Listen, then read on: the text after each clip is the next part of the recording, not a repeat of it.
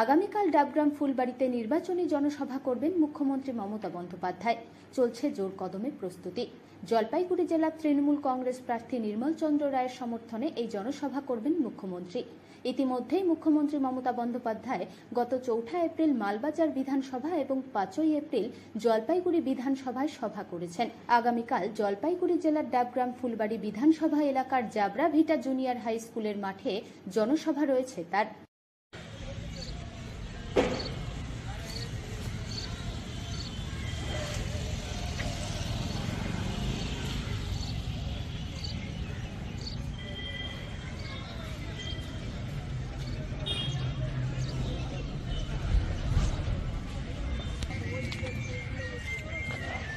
মুখ্যমন্ত্রীর সভা তাহলে আগামীকাল, সেটা তো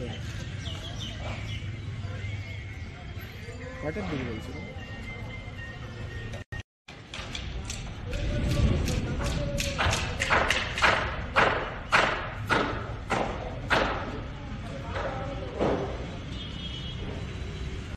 আমাদের দেখুন, সর্বভারতীয় তৃণমূল কংগ্রেসের নেত্রী এবং আমাদের পশ্চিমবঙ্গের মাননীয় মুখ্যমন্ত্রী আসছেন। আমাদের বিশাল বড় ব্যাপার যে আমাদের ডাবগ্রাম ফুলবাড়ি বিধানসভায় উনি আসছেন। জাবরা ভিটা প্রাইমারি স্কুলের ময়দানে এই সভাটা হবে, দুপুর 1টা থেকে শুরু হবে।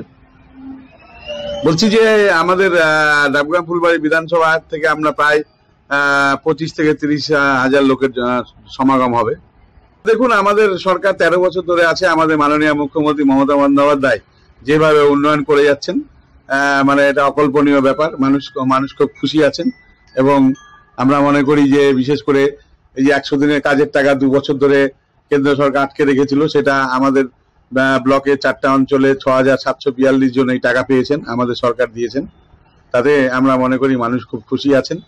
আমাদের মাননীয় মুখ্যমন্ত্রী বিশেষ করে লক্ষ্মী ভান্ডার ফেব্রুয়ারি মাসে 8 তারিখে ঘোষণা করেছিলেন যে আমাদের যে মায়েরা বোনেরা 2,15,00,000 মহিলা যে আমাদের পশ্চিমবঙ্গে লক্ষ্মী ভান্ডার পেয়ে থাকেন। সাধারণ জেনারেল কাস্টটা হচ্ছে 500 টাকা এবং শিডিউল কাস্ট শিডিউল ট্রাইবরা 1000 টাকা।